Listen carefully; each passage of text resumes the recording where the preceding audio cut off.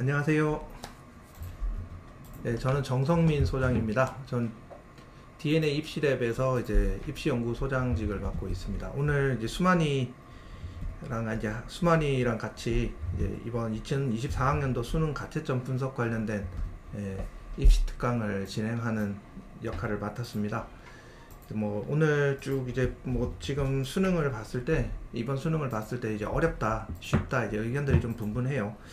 뭐 제 주변에 있는 이제 학생들 지금 만나보곤 하면은 대체로 이제 최상위권 학생들은 이제 뭐 수학 만점자도 많고, 그리고 또 이제 과학도 좀 쉬웠다라는 평이 좀 지배적입니다.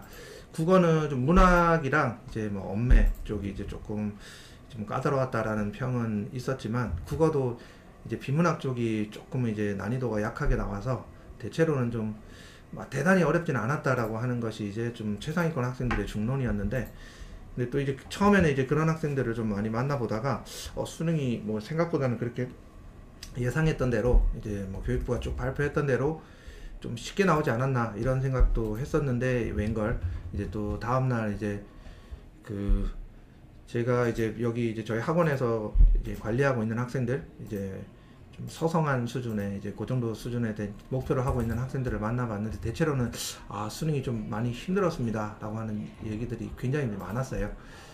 그래서 제 개인적으로는 이제 이 수능 관련된 요 데이터들이 쌓였을 때 이제 어느 정도 이제 어떤 해 이제 기준에 맞춰 갖고 이제 점수를 예상하면 될 것인가, 이런 것들을 관심을 많이 가졌는데, 어제 이제 저희 학원에서 이제 가채점 분석 설명회를 했는데, 그때 저희 학원에 이제 정시를 총괄하고 계신 이제 장지호 소장님께서 이제 데이터를 만들어서 분석하는 것들을 쭉 이제 같이 이제 공유를 했습니다. 이제 그 보면서 이제 이 수능이 실질적으로 체감되는 난이도 면에서는 작년하고 좀 많은 다른 양상을 좀 보이기는 했어도, 작년 결과에 준해서 이제 판단을 하면 되겠구나 라는 생각들을 하게 됐습니다. 일단 오늘 이제 그 내용들을 여러분들하고 같이 이제 쭉 한번 살펴보도록 하겠습니다. 오늘 이제 뭐 진행할 이제 저는 이제 발표자 정성민입니다. 이렇게 저는 지금 DNA 입시랩의 소장을 맡고 있고, 저희 학습전략연구소가 있습니다. 뎁스라는 학습전략연구소의 또 소장도 함께 맡고 있습니다. 제 이력 참고하시고요. 저는 발표자고요. 이 지금 자료를 이제 주도적으로 이제 분석하신 저희 학원에 장지호 소장님이 계신데, 이 정시 컨설팅을 총괄하시고요, 저희 학원에서. 그리고 이제 대성학원에 계셨던 분입니다.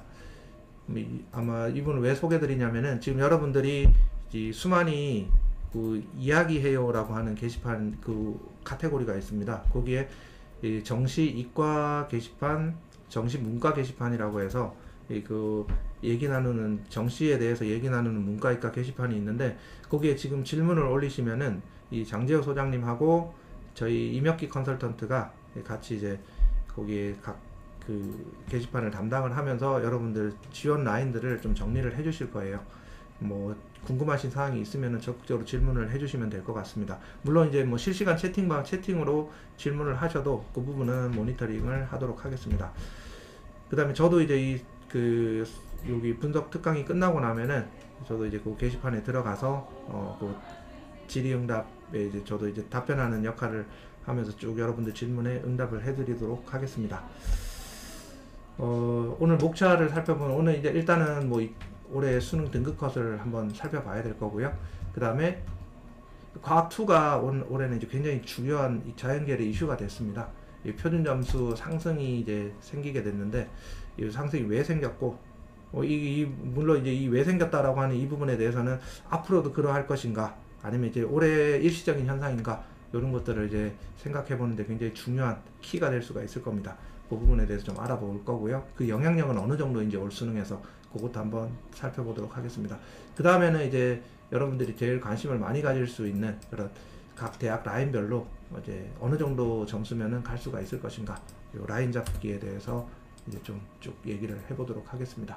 자, 시작할게요. 처음에 이제 일단 수능 등급 컷을 우리가 알아야 되니까 이 등급 컷으로 방향을 한번 잡아보도록 하겠습니다. 지금 이 표를 보시면 제일 왼쪽에 있는 세 표 중에 제일 왼쪽에 있는 것이 이제 국어부터 살펴봤을 때 이제 2023학년도 작년 이제 수능 결과입니다. 그리고 중간표가 이제 올해 9월 이제 모의평가였고요. 그리고 제일 오른쪽의 표가 지금 올 2024학년도 수능입니다. 뭐 구평은 어차피 이제 지나간 수능, 중간 단계의 수능이었으니까, 아니 그 시험이었으니까 작년 수능하고 올해 수능이 어느 정도의 이제 대응 관계를 갖고 있는가, 요걸 분석해 보는 게 중요할 것 같습니다. 지금 보시면은 그 1등급 컷이 작년에는 이제 뭐 엄매 기준으로 해서 91점이었죠. 2등급 컷은 86점이었어요. 뭐 재작년 수능 2022학년도 수능 대비해서 작년 수능이 굉장히 이제 쉬웠다라는 평가가 지배적이었죠. 이제 그 지배적인 평가에 이제 굉장히 큰 역할을 했던 게 화법과 작문이에요. 화작에서는 1등급을 받으려면 96점을 받았어야 됐거든요. 그리고 2등급도 92점을 받아야 되는 이런 굉장히 높은 고득점을 받아야 이제 1, 2등급을 받을 수 있는 이제 그런 이제 좀 평이한 이제 수능이었다라고, 국어라고 하는 관점에서 본다면은 그렇게 보였고, 표준 점수도 통상 이제 표준 점수가 높은 해다라고 평가를 받으려면은 국어에서 만점 표준 점수가 135점이 이제 넘어가면은 아, 이거는 국어 표준 점수가 굉장히 이제 높게 나온 해다, 많이 높은 해다라고 이제 평가를 하는 경우들이 많은데, 작년은 이제 언어와 매체 기준으로 봤을 때 만점 표준 점수가 135점이 안 됐어요. 134점이었고, 그리고 화작은 만점 표준 점수가 130점밖에는 안 됐었다라고 볼 수가 있습니다. 그렇게 본다면 작년 수능은 그쵸, 어려웠던 수능이다 라고 보기는 좀 어렵죠.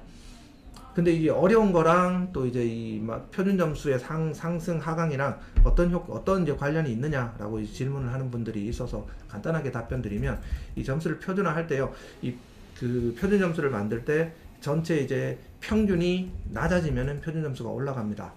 그럼 아무래도 이제 어려운 시험이 어려워지게 되면은 평균이 떨어지겠죠, 그죠? 그럼 표준 점수는 올라갈 수밖에 없습니다. 고득점 표준 점수는. 그리고 전체 표준 편차가 이제 작아지면은 또 이제 표준 점수가 올라갑니다. 근데 이 표준 점수는 난이도에 영향을 그렇게 많이 받지는 않습니다. 특정한 과목을 빼고서는요. 그렇기 때문에 일단 난이도에 영향을 받는 이제 평균이 낮아짐으로 인해서 표준 점수가 올라갔다, 이렇게 볼 수가 있는 거예요. 뭐 올해 이제 수능을 보면은 지금 보시면 알겠지만 7점이 이제 차이가 납니다. 작년 언어와 매체 기준으로 봤을 때 작년 수능하고, 그리고 화작 기준으로 보면은 1등급 컷이 이제 9점 차이가 나죠. 물론 아직까지는 이제 이게 가채점 결과로 나온 결과이기 때문에 이게 확정적인 결과라고 보기는 좀 어렵겠지만, 어쨌든 꽤 이제 난이도 차이가 많이 났다라고 볼 수가 있죠. 이제 국어 난이도가 대단히 체감 난이도가 높았다, 이렇게 이제 볼 수가 있는 겁니다. 그리고 이제 2등급도 77점이고 작년에 86점이었지만 지금 77점으로 이제 떨어진 상태다라고 볼 수가 있습니다. 국어가 생각보다는, 우리가 예상했던 것보다는 많이 어려웠다, 이렇게 얘기할 수가 있죠. 보통 이제 비문학 제가 국어 시험 문제를 쭉 풀어봤거든요. 공통 문제만 다 풀어봤는데, 비문학은 기존의 작년에 비해서는 좀 많이, 뭐 제가 봤을 때는 많이 이제 쉬웠다라고 보기는 어렵지만 일단 쉬운 수준으로 나왔습니다. 근데 문학이 좀 까다롭게 나오는 바람에 이렇게 이제 결과 차이가 많이 나지 않나, 이런 생각이 듭니다. 그 다음에 이제 수학을 살펴보면은, 수학은 이제 이 오른쪽 표가, 맨 왼쪽 표가 이제 그 2023학년도 이제 수능이었는데, 작년에 이제 미적분 기준으로 봤을 때 84점이 1등급이었고요. 2등급은 75점이 이제 원점수 기준으로는 2등급 컷이었습니다. 근데 이게 이제 9월 모의평가로 갔을 때는 시험이 좀 쉬워졌죠. 89점이 좀 1등급 컷이 올라갔잖아요, 그죠? 올라갔고, 전체 표준 점수도 조금 이제 미적분 기준으로는 1점 정도 하락하는 이런 효과가 있었습니다. 많지는 않지만 조금 이제 떨어졌었죠. 작년에 수학도 뭐 재작년 수능에 비해서는 좀 쉬웠다라고 해서 만점자들이 뭐 굉장히 비약적으로 많이 늘어났었잖아요, 그죠? 이게 킬러 문제가 조금 이제 난이도가 떨어지면서 이제 최상위권의 변별력이 좀 줄어들었다라는 평가를 받았었다, 이렇게 볼 수가 있습니다. 근데 이제 요게 이제 9월 모의평가 때는 그 현상이 좀 더 심화가 됐었다라고 볼 수가 있죠. 요거는 이제 교육부에서 뭐 킬러 문항을 배제하겠다라는 발표도 했었고, 그런 것들이 좀 충실히 지켜진 결과였다라고 볼 수가 있는데, 근데 실제 이제 수능의 뚜껑을 열어보니까 지금 보시면 알겠지만, 그죠? 표준 점수가 1등급 미적분 기준으로 봤을 때 1등급은 뭐 똑같습니다. 컷이 원점수 기준으로 84점. 그리고 2등급도 75점으로 동일했다라고 볼 수가 있죠. 근데 그리고 표준 점수 기준으로, 만점 표준 점수 기준으로 보면은 오히려 좀 올라간 면이 있죠. 이렇게 본다면은 작년에 비해서는 조금 더 학생들이 수학 시험을 좀 더 전반적으로는 다 더 까다롭게 느꼈다라고 보는 게 더 지배적인 평이지 않나, 이렇게 생각을 합니다. 뭐 약간의 차이긴 하지만 한 문제 정도는 그렇게 생각이 됐었다라고 판단할 수가 있죠. 그 확통 기준으로 보면은 지금 1등급 컷이 올라갔잖아요. 그죠? 예, 4점이 올라갔습니다. 작년에는 88점, 올해는 92점이에요. 그리고 기아 기준으로 보면은 87점이 90점으로 올라갔어요. 요거는 이제 두 가지 의미로 해석해 볼 수가 있습니다. 뭐 첫 번째 의미로 따진다면은 이제 확통을 선택한 학생들에게 시험이 좀 쉬웠다. 이렇게 볼 수가 있겠죠. 그죠?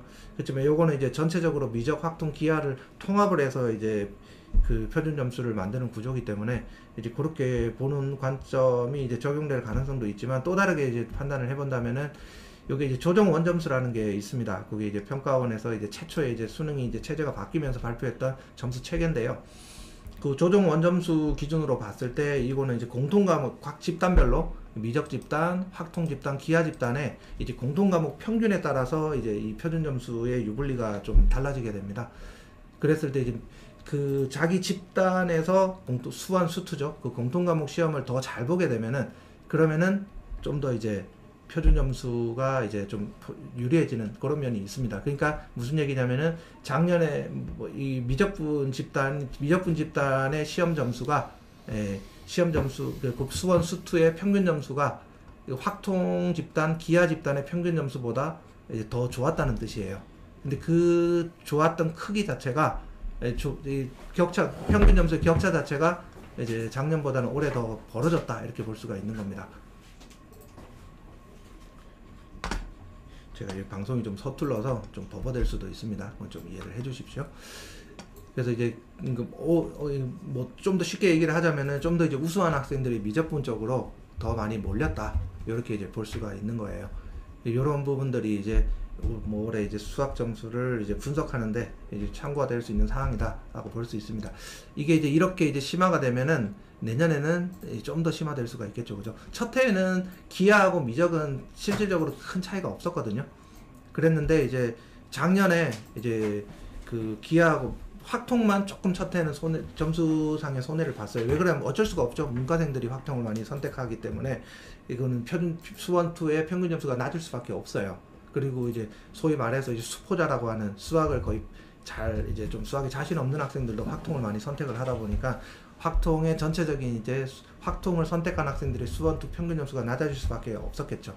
그래서 손해를 봤었는데, 그렇지만 미적하고 기하는 큰 차이가 없었거든요. 원점수상으로 1점 정도밖에 차이가 안 났었단 말이에요. 근데 그렇게 이제 미적이 좀 더 유리했다라고 하는 그런 이제 인식들이 확산이 되면서 작년에는 그 점수 차이가 4점으로 벌어졌어요. 근데 올해는 더 많이 벌어졌다라고 볼 수가 있습니다. 이 화면이 잘 안 보인다고 하셔서 좀 확대를 해야 될 것 같습니다. 예. 제가 좀 요거 한번 볼게요. 지금은 좀 이제 커졌으니까 잘 보이실 거라고 생각을 합니다. 컨트롤 하기가 쉽지가 않겠네요. 자,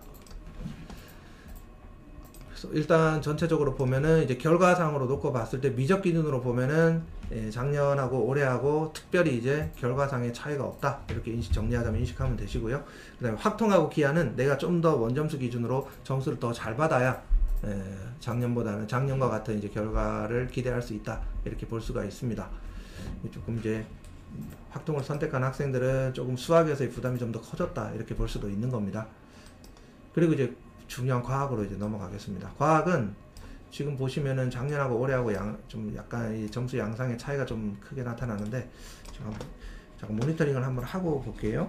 지금 화면의 크기가 잘 안 보인다라고 말씀들을 하셔서 체크를 해보겠습니다.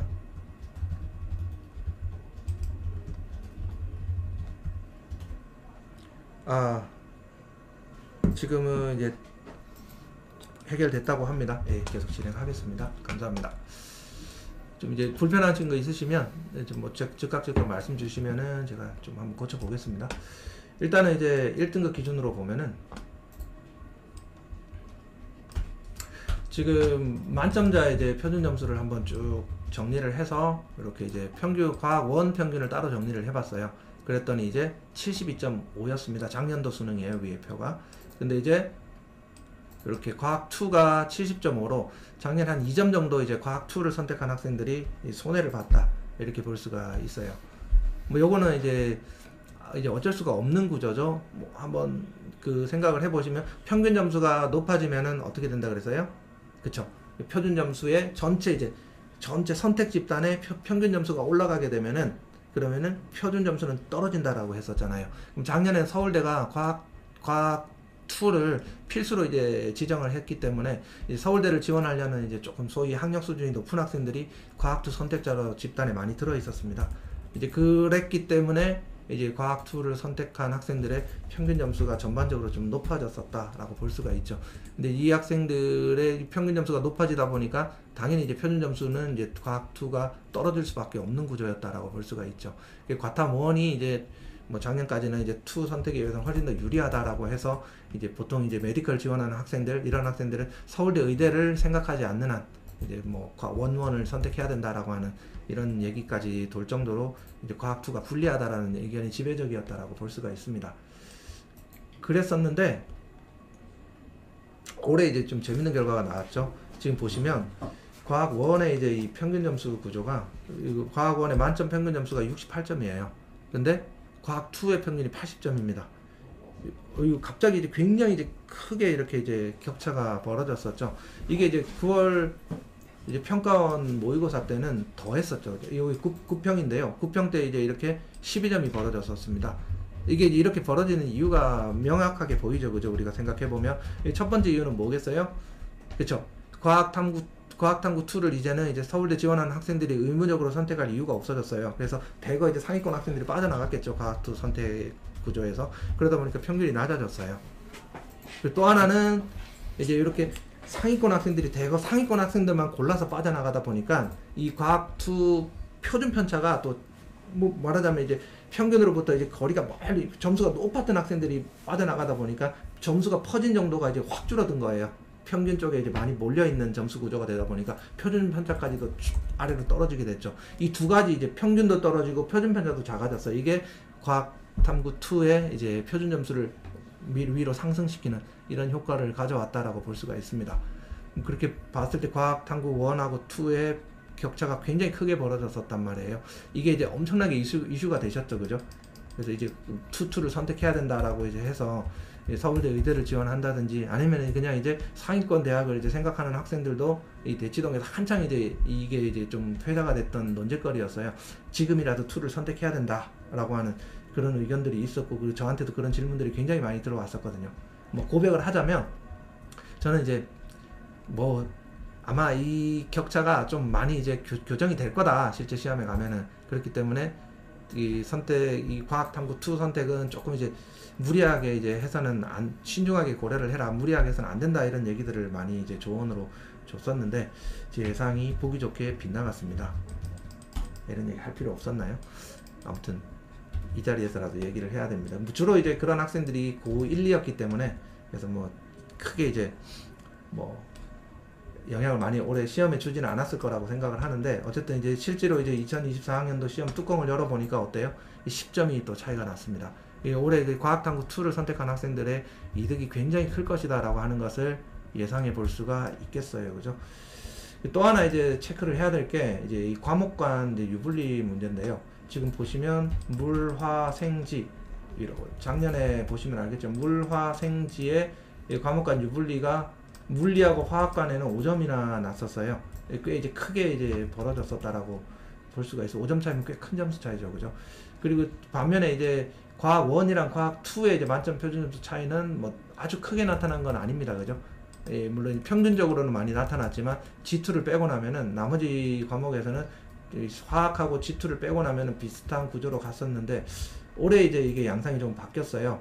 과학 1이 유난히 이제 쉽게 출제되다 보니까 올해 수능에서는 지금 보시면 알겠지만 과학원이 70, 70, 69, 69 정도였지만 과학 2가 78, 79, 79, 81로 이 두, 그러니까 1, 2 간의 이제 격차가 굉장히 많이 벌어진 반면에 이제 1 내에서, 2 내에서는 점수 격차가 뭐 1점, 2점 수준밖에는 차이가 안 나는 구조로 굉장히 이제 좀 동등하게 그렇게 이제 조정이 됐다라고 볼 수가 있는 겁니다. 그러니까 과목 간 유불리는 크지 않는데 이제 그 1, 2 선택자들 간의 이제 유불리가 굉장히 크게 벌어진 그런 구조를 띈다라고 아주 특이한 양상을 보인 그런 시험이었다라고 볼 수가 있습니다.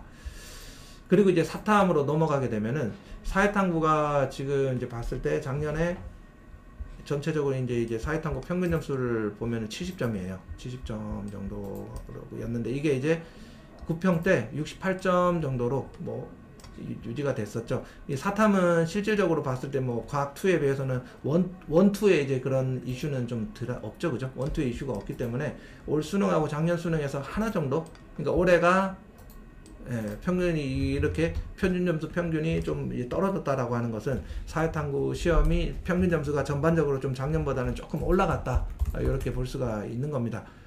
근데 이제 뭐 어차피 사회탐구는 과목별 자기가 선택하는 과목들이 존재를 하기 때문에 이렇게 평균 점수가 의미가 있는 것이 아니고요. 지금 보시면 내가 선택을 했을 때 내 선택 과목에서 어떤 유불리가 있을 수 있을 것인가, 이런 부분들을 고려를 해야 된다라고 할 수가 있죠. 한동안 이제 경제가 굉장히 불리하다라는 의견들이 지배적이었기 때문에 이제 경제 과목에서 그런 부분들이 신경을 굉장히 이제 많이 이제 썼습니다. 그래서 이제 경제가 작년에도 상당히 유리한 과목에 이제 속해 있었고 올해도 가장 유리한 과목으로 들어 있었다라고 볼 수가 있죠. 생유는 이렇게 이제 널뛰기를 하는 해가 간혹 나타나게 되는데 올해가 이제 그 해였다라고 볼 수가 있고, 윤사도 마찬가지입니다. 한국지리는 작년 수준을 그대로 유지했고요. 세계지리도 마찬가지로 그대로 유지를 했습니다.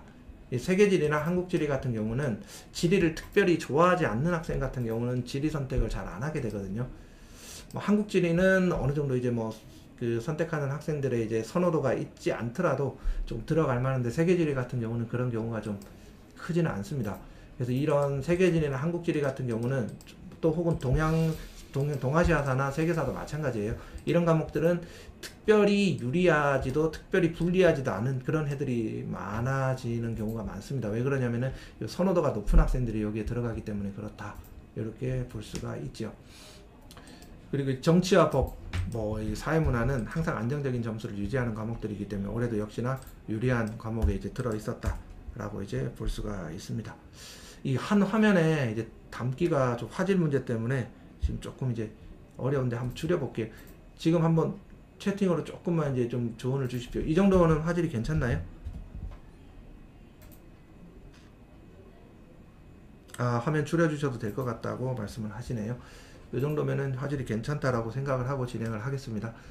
그래서 지금 이제 여러분들이 그 어떤 그 과목 간의 사회탐구는 과목 간의 유불리를 좀 고려를 하셔서 제가 나중에 이제 원점수 기준으로 지원 라인들을 이제 설정을 해드릴 거예요. 그러면 조금 이제 전체 평균 68점 정도 이제 기준을 생각을 한다라고 하면 68점 라인에서 내가 사회문화를 선택한 학생이다라고 하면은 내 점수가 한 3점 정도 낮아도 내가 이제 지원이 가능한 수준이다라고 생각하시면 되고요. 정치와 법 같은 경우는 한 7점 정도를 빼도 된다는 뜻이죠. 그리고 세계사 같은 경우는 한 2점 정도를 내가 더 받아야, 그 라인보다는 더 받아야 내가 그 지원이 가능하다, 이렇게 생각을 하시면 됩니다. 2점이 한 3점 정도겠네요, 그죠?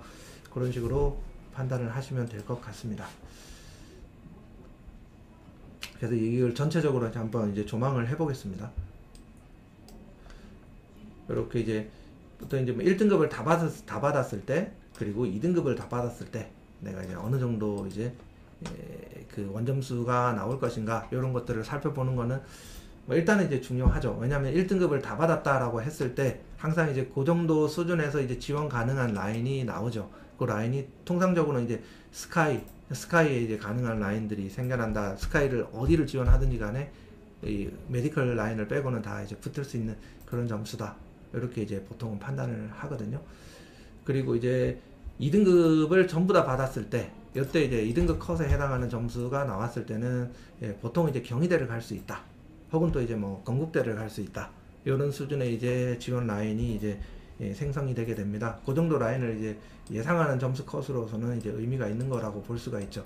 또 요 라인을 또 살펴봄으로 인해서 그 해마다의 이제 그 성적, 수능의 이제 수능 표준 점수의 이제 뭐 어떤 수준들, 아니면은 또 이제 수능의 수준, 난이도, 이런 것들을 가늠해 볼 수 있는 척도가 될 수가 있겠죠.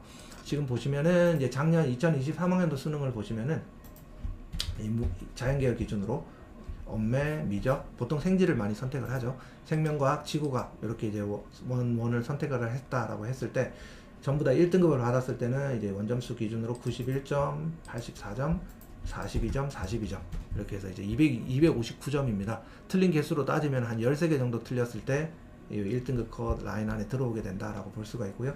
동일하게 이제 따졌을 때 모든 과목을 다 2등급을 받았다라고 한다면은 이제 20개 정도를 이제 틀렸을 때 그 정도 라인이 잡힌다라고 볼 수가 있었어요.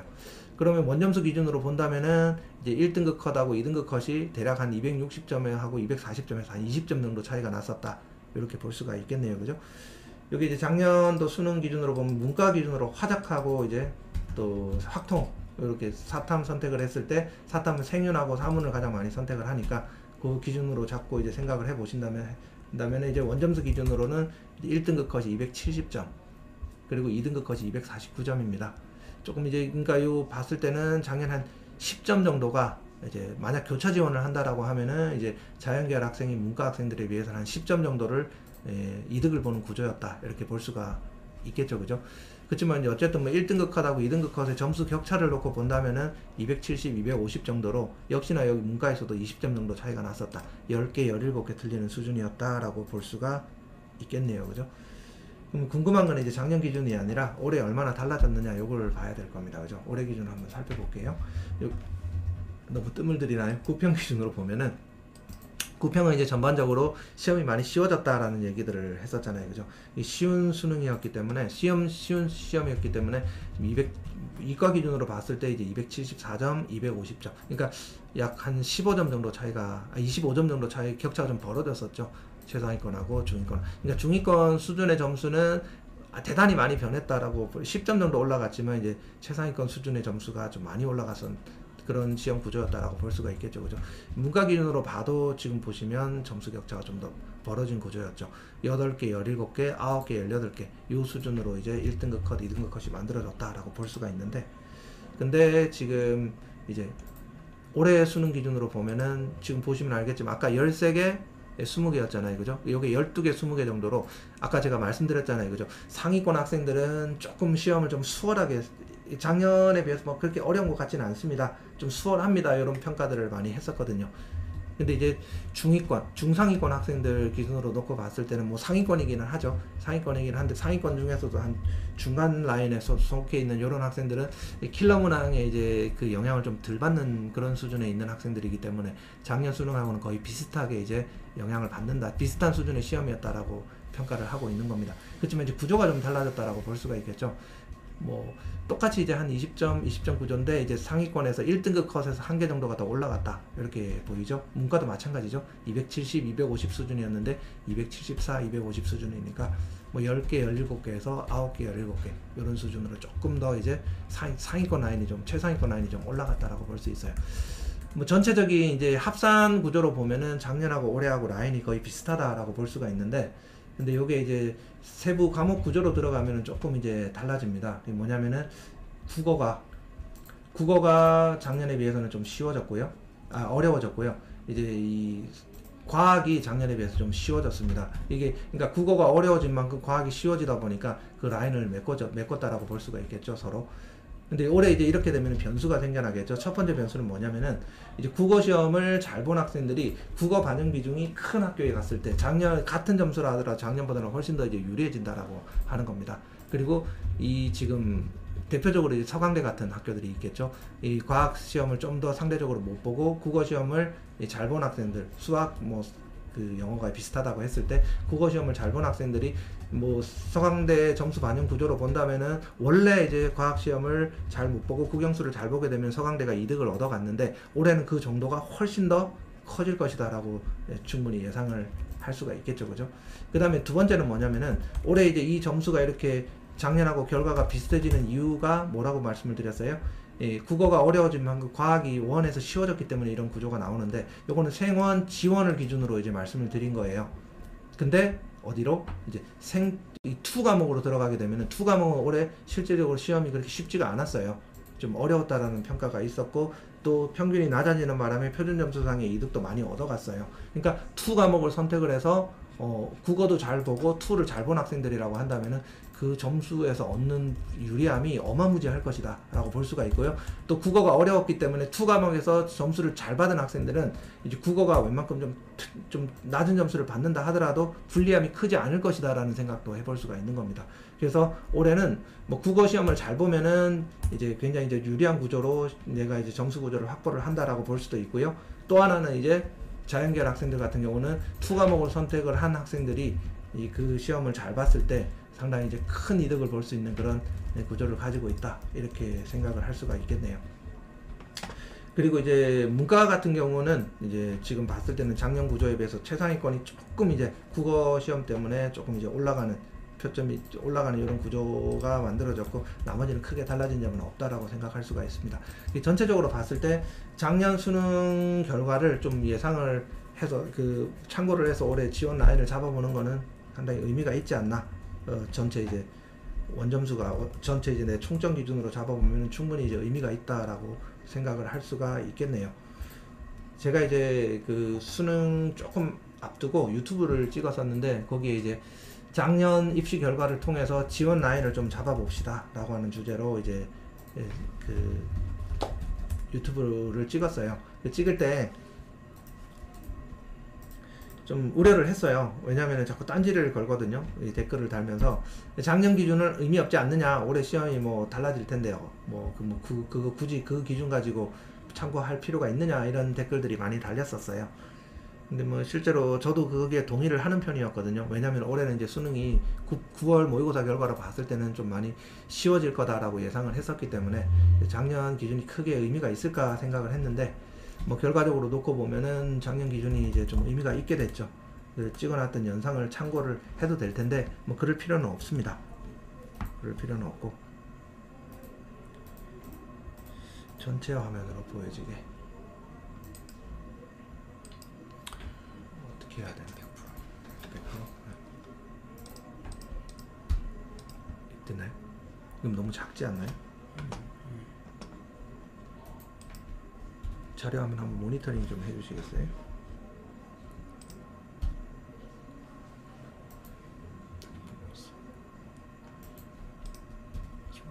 잘 보인다고 하네. 예, 죄송합니다. 그래서 뭐 작년 수능을 좀 적극적으로 참고하시면 올해 도움이 많이 되실 것 같습니다. 물론 이제 요 영상 보시면 라인이 나오니까 요거 참고해도 충분하지 않나라는 생각이 듭니다. 그리고 다시 한번 제가 이제 상기를 시켜드리면 요거는 가채점 점수에 의해서 만들어진 라인들이기 때문에 실제 이제 결과가 어떻게 나올지는 좀 오차가 분명히 발생을 할 겁니다. 그렇기 때문에 아직까지는 확정적이다 라고 생각하시지는 말기 바랍니다. 전체적으로 이제 한눈에 비교를 해볼게요. 그러면은 이제 엄매, 미적, 생명지약 요 기준으로 봤을 때 하나 정도 작년 수는 거의 동일하다. 249, 250으로 동일하다. 이렇게 생각할 수가 있습니다. 이거 지금 끊겼거든요. 인터넷 때문에. 인터넷 때문에 끊겼어요. 방송 끊어졌어요? 네, 인터넷 때문에. 인터넷 때문에 끊어졌다는 게 무슨 말이에요? 몰라요. 끊겼어요. 인터넷이 안 타고. 잠시만요. 됐다. 죄송합니다. 버퍼링이 좀 있었네요. 자, 다시 한번 설명을 드리면 작년 결과에서 하나 정도 1등급 컷의 차이가 있었고 큰 차이는 없다. 2등급 컷은 동일하다. 이렇게 정리하시면 될 것 같습니다. 자, 그리고 이제 과목 간의 이제 유불리에 대해서 조금 한번 정리를 해볼게요. 이제 화작 엄매가 보통 이제 화작하고 엄매는 국어 시험이기 때문에 가급적이면 이제 이 격차를 좀 줄이고자 노력을 많이 합니다. 이 격차를 줄이려는 노력이 이제 화작 선택 점수랑 엄매 선택 과목의 점수 요것에 의해서 많이 좌우된다고 하기보다는 뭐에 의해서 더 많이 좌우가 되냐면은 이제 그 공통 과목 독서하고 문학에서 어떻게 난이도가 만들어지느냐 요 차이에 의해서 많이 결정이 됩니다. 아까 수학에서도 말씀을 드렸듯이 왼쪽 부분이 다 안 보이나요?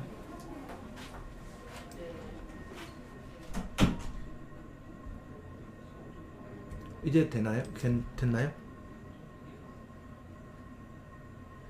화면 다 보이시나요?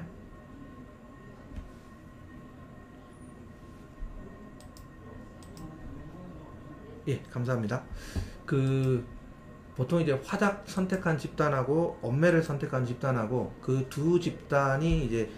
두 집단의 문학하고 독서 이 공통 과목의 평균 점수가 얼마나 격차가 벌어지느냐 요거에 따라서 유불리가 결정이 되거든요. 그렇게 보면은 이제 전체적으로 엄매를 선택한 학생들이 이 시험을 공통 과목 시험을 더 잘 본다 이렇게밖에 얘기할 수가 없었겠죠. 주로 이제 상위권 학생들이 많이 엄매를 선택을 하죠. 또 이게 엄매를 선택했을 때 조금 처음에 벌어졌던 그 유리함 때문에 더 엄매로 몰리는 경향이 더 없잖아 있습니다. 그렇기 때문에 엄매가 훨씬 더 유리해지는 구조가 만들어져서 이거를 해소하려면은 당연히 이제 공통 과목의 난이도를 조정을 해야 될 거예요. 공통 과목을 굉장히 어렵게 만들어서 그래서 이제 공통 과목 점수 자체를 전반적으로 다 다운을 시키면서 두 집단 간의 차이가 없게 만들든가 아니면은 쉽게 내서 비슷하게 만들든가 이렇게 이제 전략을 생각을 해볼 수가 있는데 요게 이제 영향을 문학이 많이 줬던 것 같아요. 문학이 영향을 많이 주는 구조였기 때문에 문학을 어렵게 출제하면서 이 둘의 격차가 좀 좁혀지기 시작을 했습니다. 그래서 9평 때 요게 전반적으로 성공을 했었죠. 3점밖에 차이가 안 났었는데 올 수능에서도 3점 차이밖에는 안 났습니다. 한 문제 정도 차이라면은 뭐 최상위권 학생들은 영향을 대체로 엄매를 선택하기 때문에 큰 영향을 받지는 않을 거고요. 그리고 이제 중위권 중상위권이나 중위권 수준에서는 3개 정도 차이는 자기 이제 언어에 대한 선호도에 따라서 극복 가능한 점수 차이다 이렇게 볼 수가 있는 거예요.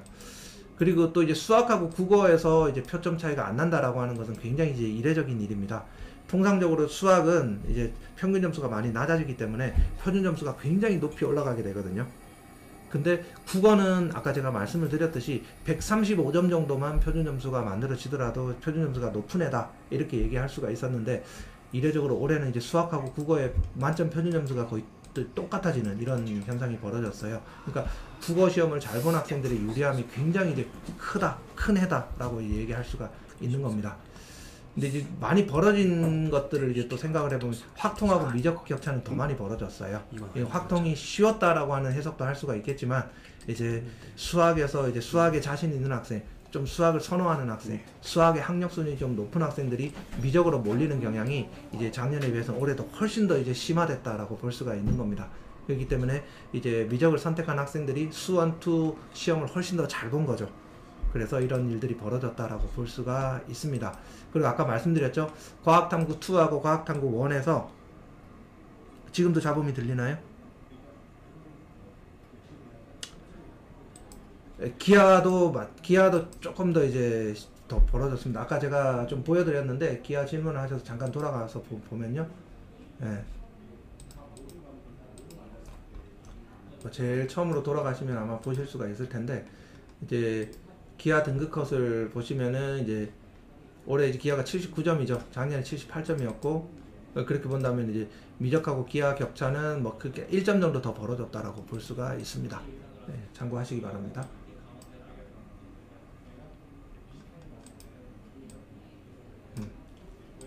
죄송합니다. 네. 그리고 이제 또 하나가 과탐2인데요. 이것도 과탐2가 올해는 굉장히 유리한 구조가 만들어졌다라고 말씀을 드렸었죠. 그죠? 그리고 이제 과학탐구 최고점수랑 사탐 최고점수와 최저점수 차이, 그러니까 사탐 과목 간의 격차가 또 작년보다 더 커졌습니다. 사탐의 이제 선택 과목에 따른 유불리가 작년에 비해서 더 심화됐다. 이렇게 보시면 되고요. 과학탐구는 이제 물화생지 1 과목 내에서 격차는 거의 없다. 그리고 물화생지 2 과목 내에서의 격차도 거의 없다. 이렇게 보시면 되는데 1과 2의 격차가 12점이나 벌어지는 이런 아주 굉장히 이제 좀 이례적인 차이가 발생을 했습니다. 그래서 2 과목을 선택한 학생들이 굉장히 유리해졌다. 이렇게 볼 수가 있겠네요. 그래서 어쨌든 이제 과목 내에서의 격차가 이제 좀 줄이는 것이 평가원의 목표였다라고 볼 수가 있는데 뭐 부분적인 성공만을 거두었다라고 평가할 수가 있을 것 같습니다. 그래서 전반적인 이제 2023년대 수능의 특징을 좀 정리를 해보자면은 이제 화작과 엄매 차이는 좀 안정적이었다. 3점 차이 정도니까요. 안정적이었다라고 볼 수가 있고 미적분의 이제 난이도 상승도 있었고 또 미적분 선택 집단이 이제 또 좀 더 이제 수학을 잘하는 우수한 집단으로 이제 구성이 되면서 미적분 쪽으로 많이 몰렸다는 얘기죠. 상위권 학생들이 훨씬 더 많이 몰리면서 확통과 기하의 이제 불리함이 좀 더 커졌다라고 볼 수가 있겠죠. 요거는 이제 뭐 자연계열 내에서도 이슈가 될 수가 있겠지만 뭐 기하를 선택했느냐 미적을 선택했느냐 요구에 따라서 이제 유불리의 문제가 발생할 수도 있겠지만 이게 더 큰 문제가 그렇죠. 교차 지원에 대한 문제라고 볼 수가 있습니다.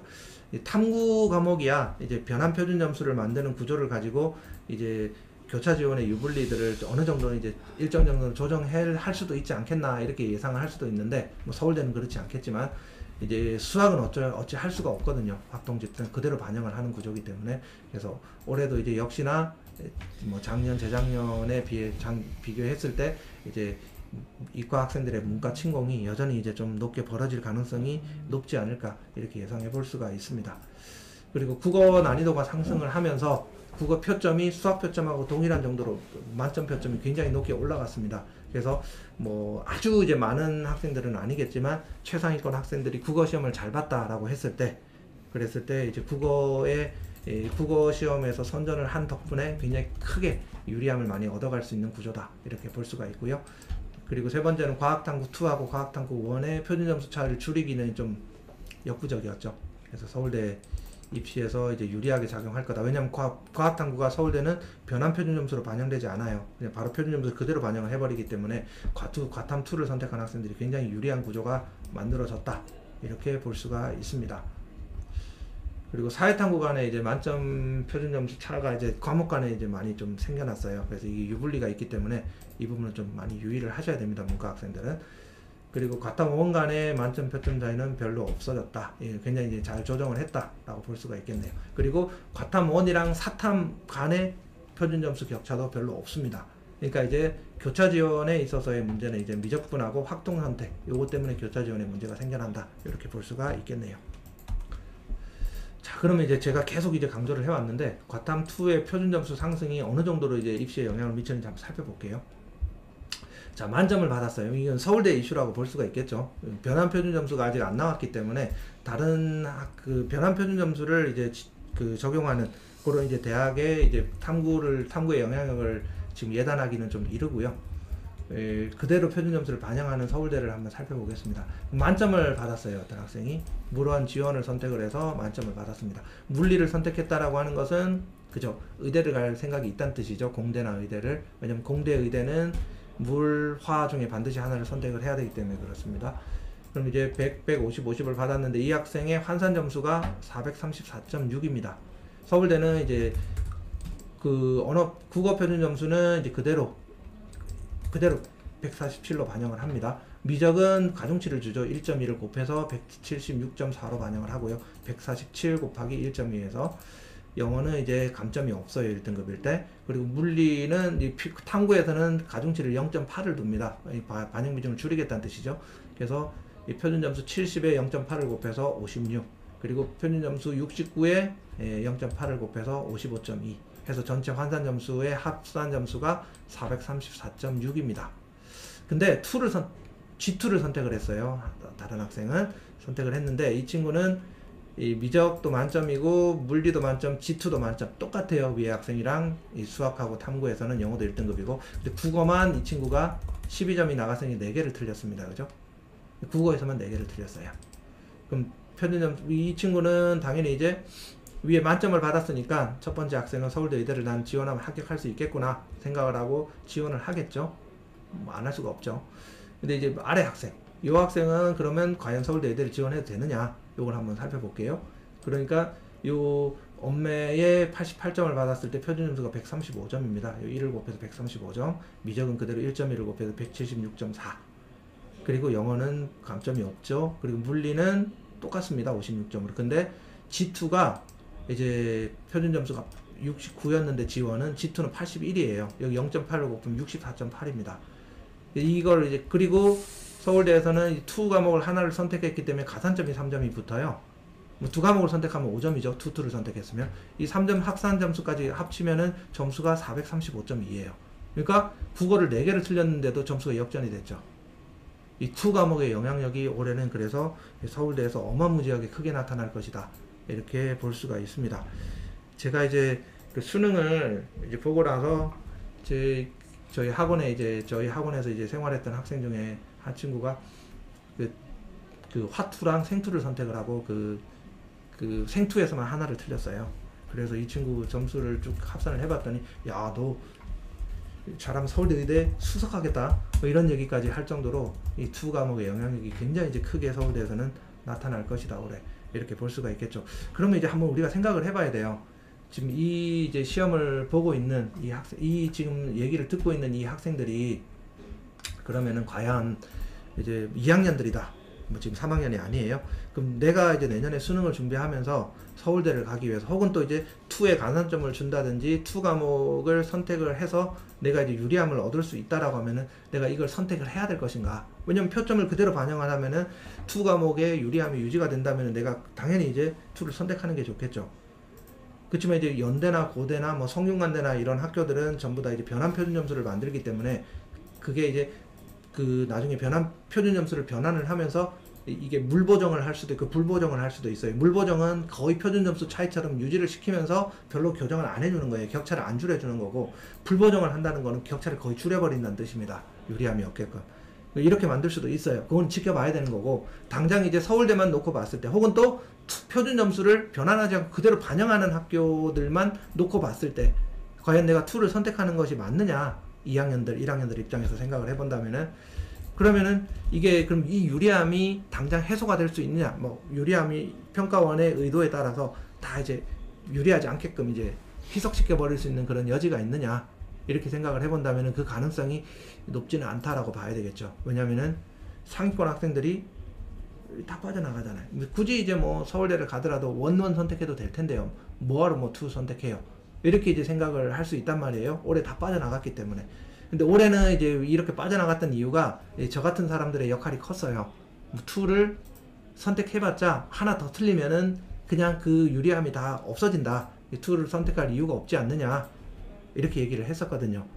뭐 그 얘기가 작년과 같은 점수 구조가 유지가 됐다면은 맞는 말이었어요. 그랬는데 이런 얘기들을 듣고 상위권 학생들이 투를 선택 안 하면서 다 빠져나가는 바람에 뭐 저희 이제 장지호 소장님 말 얘기를 들어보자면은 그냥 객기로 2를 이제 선택해서 시험을 봤던 학생들을 생각을 해본다면은 그 친구들이 이 평균을 아주 밑으로 낮추는, 소위 말해서 평충이라고 얘기하죠. 평균을 갉아먹는 그런 역할을 하는 바람에 이제 평균이 쭉 낮아지다 보니까 표준 점수가 많이 올라갔단 말이에요. 이런 점수 구조가 유지가 된다라고 하면은 당연히 이제 표준 점수의 유리함으로 인해서 내가 얻을 수 있는 이득이 굉장히 많단 말이에요.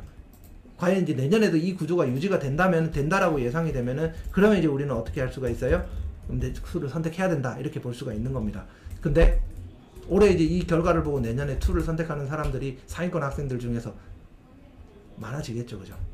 많아지기 때문에 이건 좀 속단하기는 어렵다. 그래서 올해 이 구조가 유지될 수 있으려면은 어떻게 돼야 되냐면은 연세대, 고려대, 성균관대와 서강대 이런 학교들과 같이 이 변환 표준 점수를 이제 적용하는 학교에서 어떻게 해야 되냐면은 이 점수 교정을 엄청 크게 해줘야 돼요. 2를 선택한 학생들이 특별한 이득을 못 얻어가게끔 그냥 점수를 비슷한 수준으로 맞춰줘야 됩니다. 변환 표준 점수. 그러면은 내가 뭐 반드시 난 서울대를 가야 돼 라고 생각하는 그런 학생들 아니고서는 내년에도 뭐 별로 이제 뭐 선택하려는 그런 의지들이 줄어들 수 있단 말이에요. 원원을 선택해도 서울대를 갈 수 있지만 나는 메디컬까지 노리겠다라고 하는 학생들은 전부 이제 원원을 선택할 가능성이 커지죠. 교정을 많이 해줘 버리면. 그래서 요거는 한번 좀 지켜보고 결정을 해야 되지 않을까라는 생각이 듭니다. 올해 이 결과만 놓고 본다면 서울대 가는 학생들 당연히 이제 다 투 선택하려고 하는 그런 여지가 생기지 않을까, 이렇게 생각을 할 수는 있겠죠. 그러면은 다시 어떻게 돼요? 투 과목의 평균 점수가 올라가갖고 표준 점수가 좀 낮아지는 그런 또 이제 이상 현상이 내년에 또 널뛰기 현상이 올 수도 있습니다. 이런 것들은 좀 주요하게 좀 잘 지켜본 다음에 판단하시기 바랍니다. 그럼 이제 이렇게 얘기를 하죠. 그럼 나는 그냥 표준 점수를 그대로 반영하는 학교가 아니라면은 그냥 의대 지원해버리면 그냥 괜찮지 않습니까? 이렇게 얘기할 수가 있거든요. 좀 유의를 해야 될 게, 보통 표준 점수를 반영할 때 비율 구조로 반영하는 학교들이 있거든요. 이 만점 표준 점수 분의 나의 표준 점수, 이렇게 해서 100점 만점으로 100점으로 환산을 해서 반영하는 학교들이 있습니다. 이제 그런 학교들은 이제 뭐 과탐 2 표준 점수가 높다 한들 그게 특별한 유리한 구조로 갈 수가 없어요. 그죠? 만점 대비해서 내가 136이다. 뭐 예를 들어서 내 만점 표준 점수가 뭐 75점인데 내 표준 점수가 73이다. 혹은 또 내가 75점을 다 받았다라고 하더라도 내가 75분의 75를 해버리면 그냥 1이잖아요. 거기 100을 곱하면 100점으로 반영이 되는 거예요. 근데 내가 선택한 과목의 만점 표준 점수가 65였어요. 근데 내가 65를 다 받았어요. 그럼 내 점수는 65분의 65 곱하기 100에서도 역시나 100입니다. 이렇게 이제 비율 구조로 반영하는 탐구 과목을 비율 구조의 점수로 반영하는 이런 울산대, 충북대, 건국대, 경상국립대, 한림대와 같은 이런 의대들은 2를 선택해도 특별히 유리함은 없습니다. 그렇지만 또 다른 의대들은 달리 생각할 수가 있죠. 표준 점수를 그대로 반영해버리는 의대들이 있어요. 그런 의대가 이제 고신대, 동아대, 인제대, 충남대, 부산대 같은 학교들이 있는데 이런 학교들은 당연히 이제 2 과목을 선택했을 때 얻을 수 있는 유리함이 되게 크다라고 볼 수가 있습니다. 그러면은 어떻게 해야 돼요? 내가 2를 선택 안 하고 의대를 가고자 하는 학생들은 이런 파란색으로 표시된 이런 대학의 의대에 지원을 할 때에는 유의해야 됩니다. 왜냐하면 2 과목 선택해서 점수를 잘 받는 구조의 학생들이 전부 이 대학으로 몰려들기 때문에 이 대학에 지원했을 때는 내가 밀려날 수가 있기 때문에 이 부분은 각별히 유의해서 지원을 하셔야 된다라고 하는 걸 기억을 하셔야 됩니다. 뭐 메디컬에 한정되기 때문에 대상자들이 아주 많지는 않겠죠. 그러면 이제 한번 수능 가채점 결과를 가지고 지금까지 이제 분석한 걸 가지고 대학 라인을 한번 잡아보겠습니다. 원점수 기준으로. 일단은 이제 의대, 메디컬 라인을 잡아보면은 이제 의대 쪽은 이제 최저로 이제 281점 정도. 그러니까 300점 만점에 281점이니까 이 국수 탐 기준입니다. 그러니까 19점 정도 깎인 거예요. 그죠? 19점 깎였으면은 뭐 최고 점수는 297점이에요. 뭐 서울대 의대 정도 되겠죠, 여기는. 그렇기 때문에 메디컬은 이제 281점. 몇 개 틀린 거예요, 그러면은? 19점이면? 3점짜리 기준으로 대략 예상을 해보면은 한 6, 7개 정도 됩니다. 그죠? 아마 6개 정도 틀린 수준을 생각을 해야 될 거고요. 아마 표준 점수상의 유불리나 이런 부분들을 따져서 아마 7개 정도까지 틀려도 아마 자기가 합격할 수 있는 의대가 지금 이제 가채점 결과만 놓고 본다면은 아마 나올 가능성이 있을 겁니다. 그럼 작년보다는 하나 정도 더 맞아야 되는 구조가 돼버렸죠. 이상하잖아요. 수능이 어려웠다는데 작년에 비해서 이런 구조가 나오는 겁니다. 상위권 학생들은 오히려 이제 이 킬러 문항이 빠짐으로 인해서 중킬러에서 특별히 어려움을 안 겪었고 킬러 문항이 조금 수월해짐으로 인해서 더 이제 조금 시험을 더 잘 본 구조가 됐다라고 해석할 수도 있는 거예요. 그래서 이제 작년도에는 한 7개, 8개 정도까지 틀려도 의대를 갈 수 있다라고 평가를 했었거든요. 그런 학생들도 나왔었고. 작년보다 하나 정도를 더 맞아야 이제 최저 라인에서는 의대를 갈 수가 있다라고, 의대 최저 라인에는 합격 가능하다라고 볼 수가 있고, 치대는 그보다 한 개 정도 더 틀리면 가겠죠. 그죠? 277점. 최고 라인은 289점이고요. 한의대는 거기에서 하나 정도 더 틀려도 됩니다. 그러니까 치대는 한, 의대가 6, 7개 선이라고 하면은 치대는 그죠? 한 7, 8개 선. 그리고 한의대는 그거보다 하나 정도 더 틀렸을 때. 그러니까 8, 9개 선이겠죠. 약대는 조금 더, 그 밑으로 좀 더 떨어져 있죠. 그죠? 이 수의대가 이제 한의대보다 하나를 더 틀렸을 때 이제 라인이 잡힙니다. 그죠? 한 10개 정도 선입니다. 여기가. 그죠? 근데 약대 같은 경우는 왜 이렇게 이제 라인이 더 밑으로 한두 개 정도 더 내려가죠. 그죠? 이렇게 내려가는 이유는 약대는 대학 개수가 많고 약대 스펙트럼이 굉장히 넓잖아요. 그죠? 그렇기 때문에 이런 라인들이 조금 아래쪽으로 내려가는 겁니다. 근데 상위 라인은 뭐 수의대랑 약대랑 큰 차이는 없습니다. 요게 메디컬 라인이라고 볼 수가 있고요. 스카이 서성한 라인을 또 놓고 보면은 인문계열은 이제 275점 서울대, 연세대학교는 269점, 고대는 268점, 고대 연대는 거의 비슷하죠. 서강대학교는 266점, 성균관대는 262점, 한양대는 260점 정도 선입니다. 문과는 서강대가 이제 가장 높게 잡히는데 이런 부분들은 또 유의할 필요가 있습니다. 서강대, 성균관대, 한양대는 또 이제 탐구나 수학, 국어 이 점수 반영 방식에서 이제 좀 차이가 좀 큰 학교들이기 때문에 내 점수가 어느 대학 기준으로 환산을 했을 때 가장 이제 유리한가 이런 것들을 잘 따져보고 지원할 필요가 있는 겁니다. 인문 그리고 자연계열 이제 최저 라인 기준으로 또 살펴보게 된다면은 이제 266점이에요. 요거 왜 지금 최저 라인을 먼저 봤냐면은 지금 보시면 한 9점 차이 정도가 격차가 나죠, 그죠? 인문은 이런 건대도 좀 아까 중앙대가 서성한 쪽에 좀 더 가까이 붙어 있다라고 말씀을 드렸는데 이 건대도 마찬가지예요. 건대도 이제 건동홍수기라고 얘기를 하는데 이 실질적으로는 이제 경희대, 시립대, 이화여대, 외대 쪽에 건국대가 좀 더 가까이 붙어 있습니다. 이 동홍은 좀 더 아래쪽으로 내려가는데 동국대는 근데 점수 구조가 좀 위로 치솟아 있죠, 그죠? 높이 올라와 있습니다. 이렇게 이 이유가 뭐 때문이냐면은 동국대는 홍익대는 이렇게 점수가 학교 포지션에 비해서 좀 더 높아져 있는 이유는 제가 이제 장지호 소장님 워딩을 그대로 빌자면은 이제 다군에 있죠, 홍익대가. 그래서 이 군 때문에 이렇게 점수의 이득을 홍익대가 좀 더 이제 높은 포지션에 있는 그런 상황이다. 이렇게 생각하시면 됩니다. 라인 또 체크를 하시기 바랍니다. 그럼 이제 실질적으로 이 수능 가채점 결과를 가지고 라인 한번 잡아 보겠습니다. 이 저희 잡을 때 저희 이 계산기 그림이 있죠. 저희 이제 수능 점수 분석기를 이용을 하는데요. 저희 이제 학원에서 이 장재호 소장님이 이제 리드를 하셔서 이제 만든 계산기가 이성계라는 계산기가 있습니다. 이 분석 툴인데요. 이게 이렇게 하면 성공하는 계산기라고 해서 이성계입니다. 이름이 아닙니다.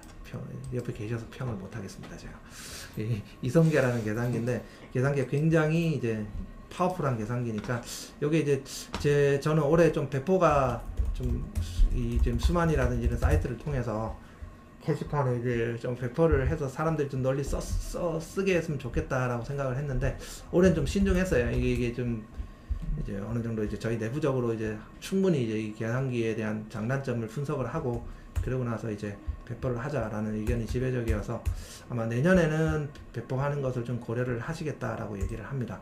좀 참고를 하시면 될 것 같습니다. 그 툴로 이제 이성계 프로그램에서 그대로 이제 이 분석을 해서 갖고 온 결과입니다. 학생 점수를 보시면 언매, 미적, 생명, 지학 이렇게 생명과학원, 지구과학원을 선택한 학생입니다. 이 친구가 지금 의대 라인을 생각하는데 하나 그러니까 국어에서 하나, 수학에서 하나, 탐구에서 하나를 틀렸어요. 탐구 한 과목은 또 만점이에요. 3개를 틀렸습니다. 그래서 국어가 97점, 미적이 96점, 영어는 1등급 받았고요. 생명과학은 47점, 지구과학이 50점인 학생, 290점을 받은 학생입니다. 이 학생의 라인을 쭉 잡아